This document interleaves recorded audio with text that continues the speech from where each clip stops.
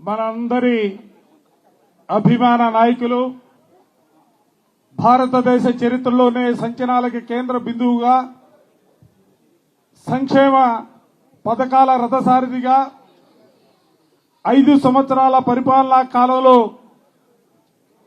సువర్ణ అక్షరాలతో లిఖించదగిన రీతిలో పరిపాలన చేసినటువంటి ప్రీతమ నాయకులు జగన్మోహన్ రెడ్డి గారి పుట్టినరోజు కార్యక్రమం.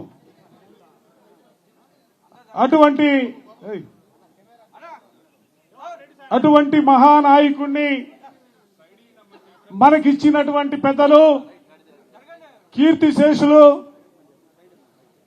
దేశంలోనే ముఖ్యమంత్రి అంటే ఎలా ఉండాలనే ఆలోచన కలిగిన, భావన కలిగిన ప్రజాస్వామ్యవాదులందరికీ కూడా టక్కున గుర్తుకొచ్చే పేరే డాక్టర్ వైఎస్ రాజశేఖర రెడ్డి గారు.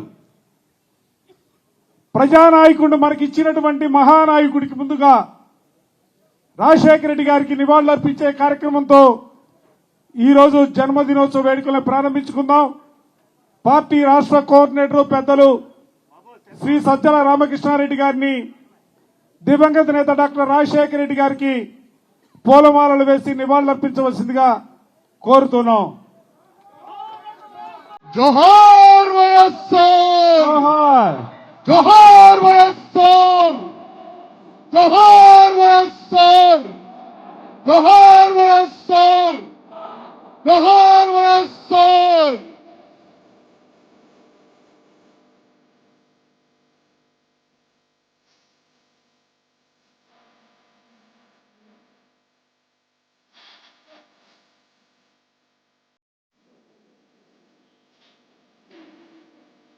ముఖ్యమంత్రి అంటేనో, నాయకుడంటే ప్రభుత్వ పరంగా పథకాల్ని తీసుకురావడం కాదు, ప్రజల హృదయాల్లో చెరగనటువంటి స్థానం సంపాదించుకోవాలా. అటువంటి మహానాయకుడి జన్మదినోత్సవ వేడుకల కార్యక్రమానికి పెద్దలు శ్రీ సజ్జల రామకృష్ణారెడ్డి గారిని వేదికపై రావాల్సిందిగా రిక్వెస్ట్ చేస్తా ఉన్నాం. మాజీ మంత్రివర్యులు వెల్లంపల్లి శ్రీనివాస్ గారిని, స్థానిక మంగళగిరి కోఆర్డినేటర్ శ్రీ దొంతిరెడ్డి వేమారెడ్డి గారిని, శాసన మండలి సభ్యులు మురుగుడు హనుమంతరావు గారిని, అదేవిధంగా వివిధ విభాగాలకు సంబంధించినటువంటి అధ్యక్షుల్ని, పెద్దల్ని వేదికపై రావాల్సిందిగా రిక్వెస్ట్ చేస్తా ఉన్నాం. వేమారెడ్డి గారు ముందు రండి.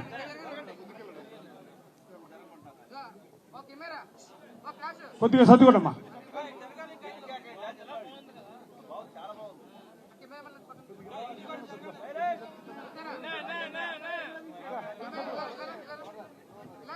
బాబు బాబు కొద్దిగా అవతల మూర్తి అవతల కొద్ది తీసుకెళ్ళి యువతల పెట్టరమ్మా. బాబు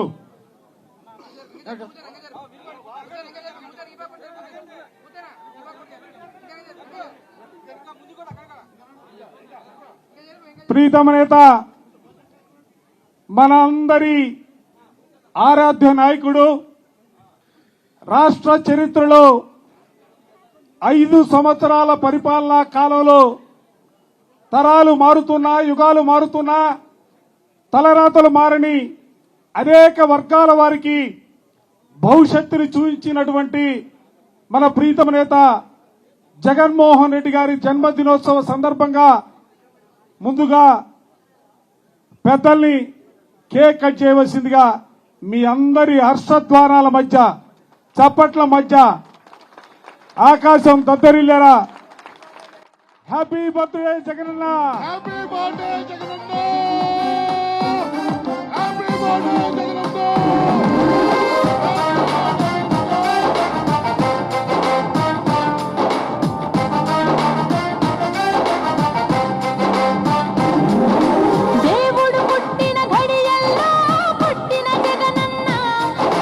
దివిలో చుక్కల మెరుపల్లే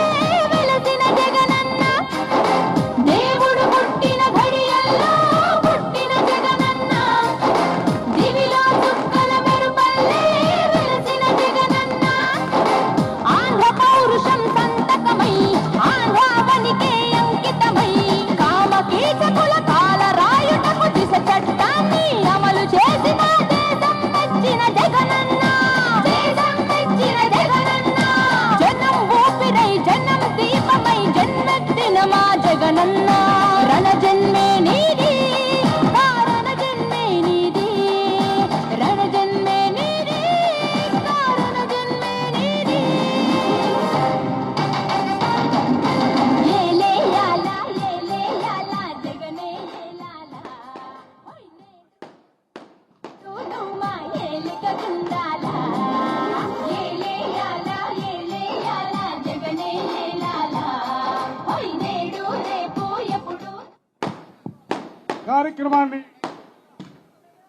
కార్యక్రమాన్ని ఉద్దేశించి పెద్దలు పార్టీ రాష్ట్ర కోఆర్డినేటర్ శ్రీ సజ్జల రామకృష్ణారెడ్డి గారిని మాట్లాడవలసిందిగా రిక్వెస్ట్ చేస్తా ఉన్నాం. ఈరోజు మనందరి ప్రియతమ నాయకులు, మన పార్టీ అధ్యక్షులు, దానికి మించి కోట్లాది మంది తెలుగు ప్రజల అభిమాన నాయకుడు, జననేతగా ప్రఖ్యాతిగాంచిన మన జగన్మోహన్ రెడ్డి గారి పుట్టినరోజు సందర్భంగా అందరికీ, ఇక్కడికి వచ్చిన వాళ్ళందరికీ అభినందనలు, శుభాకాంక్షలు. అలాగే మీ అందరి తరపున పార్టీ కార్యకర్తలే కాకుండా జగనన్న అభిమానుల తరపున ఆయనకు శుభాకాంక్షలు. ఆయన 100 ఏళ్ల పాటు ఆయురారోగ్యాలతో ఈ రాష్ట్రానికి, భారతదేశానికి సేవలు చేసే విధంగా దేవుడు ఆయనకు పూర్తి ఆయురారోగ్యాలు ఇవ్వాలని, ఆశీస్సులు ఇవ్వాలని ప్రార్థిస్తున్నాను, కోరుకుంటున్నాను. భారతదేశానికే కూడా ఎందుకంటున్నానంటే, మన కుటుంబంలో ఒక వ్యక్తి పుట్టినరోజు అయితే ఒక మంచి మనిషిగా, అలాగే ఆ కుటుంబానికి సంబంధించిన సంక్షేమ సారథిగానో, తర్వాత భవిష్యత్తులో కుటుంబాన్ని పెద్దది చేసి దాని భవిష్యత్తుకు అండగా నిలబడే రకంగా ఎదగాలని కోరుకుంటూ ఆకాంక్షిస్తాం. దానికి అవసరమైన ఆయురారోగ్యాలు ఉండాలని కోరుకుంటాం. ఒక నాయకుడైతే ఆ నాయకుడు ప్రభావం ఎంత ఉంటుందో అంత ఇదిగా ఆయన ప్రభావం ఎలగాలని, ఆయనకు సంబంధించిన ఆయన భవిష్యత్తుడు అంత దేదీప్యమానంగా ఉండాలని కోరుకుంటాం. అదే ఒక మహానాయకుడైతే, జనం తలరాతలు మార్చే నాయకుడైతే ఆయన కలకాలం, కుదిరితే 1000 ఏళ్ల పాటు ఆయనే ఉండాలని కూడా కోరుకుంటాం.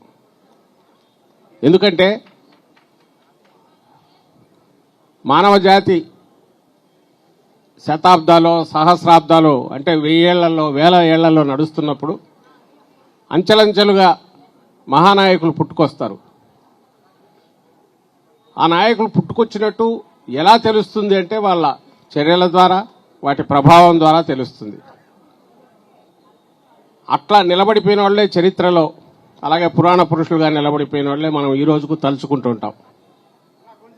మనకు తెలిసిన భారతదేశ చరిత్రలో అయితే మహాత్మా గాంధీ గారిని, అంబేద్కర్ గారిని, పూలే గారిని, ఇంకా 100ల కొద్ది స్వాతంత్ర సమరంలో దేశవ్యాప్తంగా దేశాన్ని లీడ్ చేసిన నాయకులను అనుకుంటాం.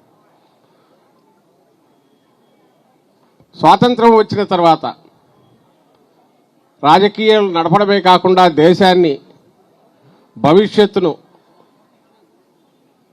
ఒక మంచి దిశగా నడిపే రకంగా, కలకాలం నిలబడే రకంగా నడిపిన నాయకులు, వాళ్ళని తలుచుకుంటుంటాం. సమకాలీన చరిత్రలో మనం వస్తే ఈ రోజుకి ఇది మనం ఉన్నాం కాబట్టి, మన కళ్ళ ముందు కనపడేవాళ్ళు కాబట్టి మనకు తెలియకపోవచ్చు. ఒక 10 ఏళ్ళు 20 ఏళ్ళు అయిన తర్వాత వెనక్కు తిరుగు చూస్తే ఆ రోజు అట్లా లేకపోతే ఈ రోజు ఇట్లేందేదే అని అనిపిస్తుంది. అప్పుడు విలువ తెలుస్తుంది మనకు. కొంతమంది వాళ్ళు ఉండగానే తెలుస్తుంది విలువ.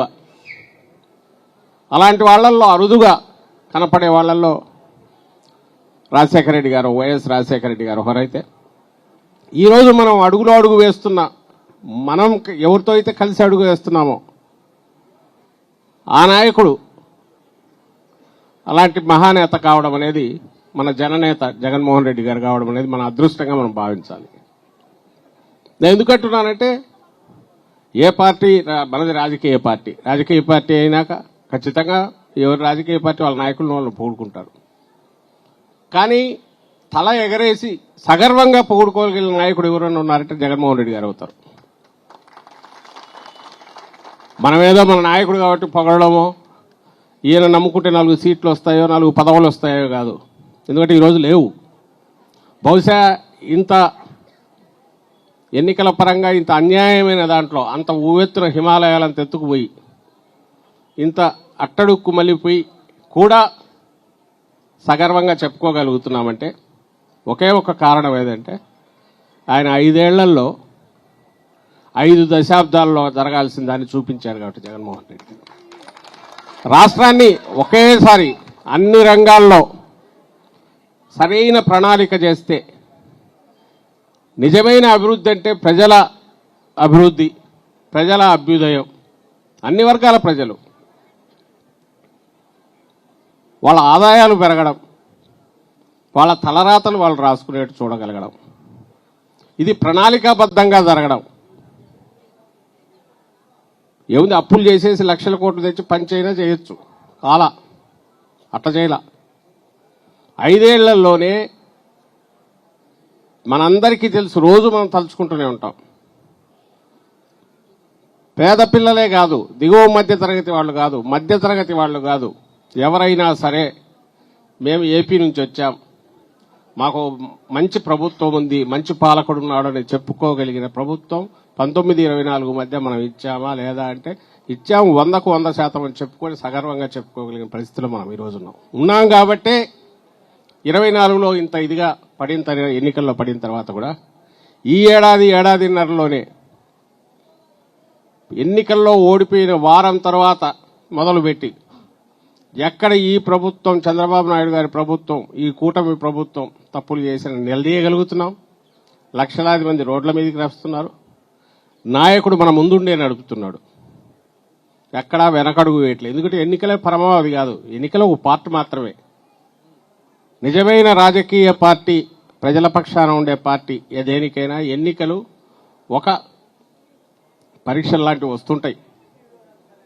అవే గీటురాయి, అది లేకపోతే దుకాణం బంద్ చేయాలని కాదు. చేసిన వాళ్ళు చాలా మంది ఉన్నారు, చేసుకుంటూ పోతున్నారు కూడా. అంటే దానికోసం ఏదైనా ఎంత దిగజారి అయినా సరే ఎన్నికల్లో ఎట్టోట నెగ్గాలనుకునే రాజకీయ పార్టీలు ఉన్నాయి, అదే రాజకీయం అనుకునే వాళ్ళు ఉన్నారు. కానీ వైఎస్ఆర్ కాంగ్రెస్ పార్టీకి అది అలాంటి కాదు. వైఎస్ఆర్ కాంగ్రెస్ పార్టీకి ప్రజల అజెండానే మన అజెండా. ప్రజలకు సంబంధించిన ఆకాంక్షలు నెరవేర్చడం, వాళ్లతో అడుగు వేయడం, వాళ్ళ సమస్యలను తీర్చడం, వాళ్ళ పక్షాన ఆలోచించడం. ప్రతి కుటుంబం కూడా నా కుటుంబం లాంటిదే, నా కుటుంబం ఎట్లా బాగుండాలనుకుంటానో వాళ్ళు అలాగే ఉండాలనుకోవాలి. అందుకోసం ప్రణాళికాబద్ధంగా వాళ్ళకు హెల్ప్ చేయాలి. వాళ్ళంతటా వాళ్ళ తలరాత మార్చుకునే రకంగా వాళ్ళ కాళ్ల మీద వాళ్ళు నిలబెట్టాలని జగన్మోహన్ రెడ్డి గారు ఏదైతే అనుకుంటున్నారో దానికి అనుగుణంగా ఈ పార్టీని అతి తక్కువ కాలంలోనే తీర్చిదిద్దారు వైఎస్ఆర్ కాంగ్రెస్ పార్టీ. అందుకే ఇది ఒక క్రమశిక్షణ కలిగిన పార్టీగా ఎన్నికల్లో జయాపజయాలతో సంబంధం లేకుండా ప్రజల పక్షాన్ని నిలబడింది. మనందరం నిలబడాం. లక్షలాది మంది కార్యకర్తలు అదే క్రమశిక్షణతో నిన్నటికి నిన్న జరిగిన మన ప్రజా ఉద్యమాన్ని కూడా నిర్వహించాం. 1 కోటి సంతకాల సేకరణలో గాని, ప్రభుత్వ మెడికల్ కాలేజీల ప్రైవేటీకరణ వ్యతిరేకిస్తూ పోరాటం నెలల తరబడి జరుగుతున్న దాంట్లో కానీ ఈ రోజు సంస్థాగతంగా ఇంత బ్రహ్మాండంగా పార్టీ నిలబెట్టగలుగుతున్నారు. వీటన్నిటికీ మళ్లీ కారణం ఇన్స్పిరేషన్, స్ఫూర్తి, ఒక క్రమశిక్షణ కలిగిన నాయకుడుగా జగన్మోహన్ రెడ్డి గారు దీన్ని నడపడం. ఏమాత్రం చెల్లించలే. 14లో అధికారంలోకి వస్తామనుకున్నాం, అలా చెల్లించలే. ఆ తర్వాత చంద్రబాబు నాయుడు కుట్రలతో అందరినీ లాక్కొని సంతలో పశువులు నెట్టుకుంటూ పోయినాడు ఎమ్మెల్యేలు, అయినా ఆయన చెల్లించలే. నంద్యాలలో సకల శక్తులు ఒడ్డి వాళ్ళను బై ఎలక్షన్లో ఇచ్చేశారు, అయినా చెల్లించాలి. ప్రజలున్నారు, ప్రజల కోసం నిలబడినాము, ఇది ఒక పార్ట్ ఆఫ్ మన జర్నీ ప్రస్థానంలో అనుకున్నారు. ఆ తర్వాత 19లో మనం ఏం చూపించాం. అండ్ మేనిఫెస్టోకు నిజమైన అర్థం కల్పిస్తూ అబద్ధ హామీలు ఎన్నైనా చెప్పిండొచ్చు, ఆ రోజు చెప్పలా, 24లో చెప్పలా. 19లో ఏది చేయగలిగాడో చెప్పాడు. 99 మనకు మనం మార్కులు వేసుకున్నాం. కాదని అనగలిగిన ఇది ఎవరికి లేదు. 99.5% అంటే 99.5% మేనిఫెస్టో ఇంప్లిమెంట్ చేశాం. సగర్వంగా చెప్పుకోగలిగాం. దేశంలో బహుశా ఏ రాజకీయ పార్టీ కూడా ఎన్నికలు కాగానే, గెలవగానే, అధికారంలోకి రాగానే మేనిఫెస్టో నాకు భగవద్గీత, బైబిల్, ఖురాన్ అని చెప్పి, నాకే కాదు మీ అందరికీ కూడా అది ఉండాలని పార్టీ నాయకులకు చెప్పడమే కాకుండా ప్రభుత్వ యంత్రాంగానికి కింది వరకు అవి ప్రింట్ చేసి జనం వచ్చి చూసుకుని వాళ్లే ఆడిట్ చేసుకోగలిగేట్టు పెట్టిన రాజకీయ పార్టీ కానీ నాయకుడు కానీ ఆ ప్రభుత్వం కానీ ఇంతవరకు దేశంలో లేదు. ఒక్క వైఎస్ఆర్ కాంగ్రెస్ పార్టీ అంటే మళ్ళీ జగన్మోహన్ రెడ్డి గారి ఏ ధైర్యంతో ఆయన చేశారంటే తను చేయగలిగినవి మాత్రమే చెప్పాడు. ఈరోజు చేసి వీళ్ళు చెప్తున్నట్టు చెప్పొచ్చు, ఏది చేయకుండా అన్ని చేసేమని కూడా చెప్పచ్చు. That is a different issue. But చెప్పింది చేయడమే కాకుండా చెప్పిన దానికంటే ఎక్కువ చేసి ప్రతిదీ టిక్కులు పెడుతూ ఇది పూర్తి చేశాను ఈరోజు చూడండి అని చెప్తూ పాలన సాగించిన ముఖ్యమంత్రి ఎవరంటే జగన్మోహన్ రెడ్డి గారు చేశారు. ఇది మనం సగర్వంగా చెప్పుకునేది. కాబట్టి ఈ రోజు మళ్ళీ నెక్స్ట్ 3 ఏళ్ల తర్వాత ఎన్నికలు వస్తాయి. ఈ జర్నీ సాగుతుంది. ఎన్నికల్లో ఈ రాష్ట్రంలో మళ్లీ అత్యధిక మెజారిటీతో 151కి మించి, అప్పటికే డీలిమిటేషన్ అయితే 225 సీట్లు వస్తే 200 స్థానాలకు పైగా గెలిచి మళ్లీ అధికారంలో ఇక్కడ చేపట్టి ఏదైతే 5 ఏళ్లలో 15-20 ఏళ్ల ముందుకు రాష్ట్రాన్ని తీసుకెళ్లగలిగిన జగన్మోహన్ రెడ్డి గారి పాలన నుంచి ఈరోజు మళ్లీ దాన్ని 15 ఏళ్లు వెనక్కు తీసుకుపోతున్న చంద్రబాబు నాయుడు కళ్ల ముందు చేస్తూ అక్కుపోతుంటే చీకట్లోకి దాన్ని మళ్లీ ఒక 30 ఏళ్లు ముందుకు తీసుకుపోగలిగిన మన పాలన, జగన్మోహన్ రెడ్డి గారి పాలన ప్రజలు తెచ్చుకుంటారు. మనం చేయాల్సింది ఏంటంటే ఆ ప్రజల్లో ఉండడం. మనం చేయాల్సింది ఆ ప్రజల్లో ఉండడం, క్రమశిక్షణ కలిగిన సంస్థాగత నిర్మాణం పూర్తి చేసుకుని పార్టీ ఎప్పుడు ప్రజలకు అందుబాటులో ఉంటుందంటూ ప్రజల్లో ఉంటూ జగన్మోహన్ రెడ్డి గారి ఆయన ఏదైతే బాట పెట్టుకున్నారో నెక్స్ట్ 3-4 ఏళ్లకు దిశానిర్దేశం ప్రకారం మనం అడుగులేస్తూ పోతే ప్రజలు ఈ రోజే నిర్ణయించుకున్నట్టు మనకు ఎక్కడ చూసినా ఏ రోజు ఏ కార్యక్రమం చేపట్టినా వస్తున్న రెస్పాన్స్ బట్టి చూస్తే అర్థమవుతుంది. రాష్ట్రం నిర్ణయించుకుంది, ప్రజలు ఎదురు చూస్తున్నారు ఆ ఎన్నికల కోసం.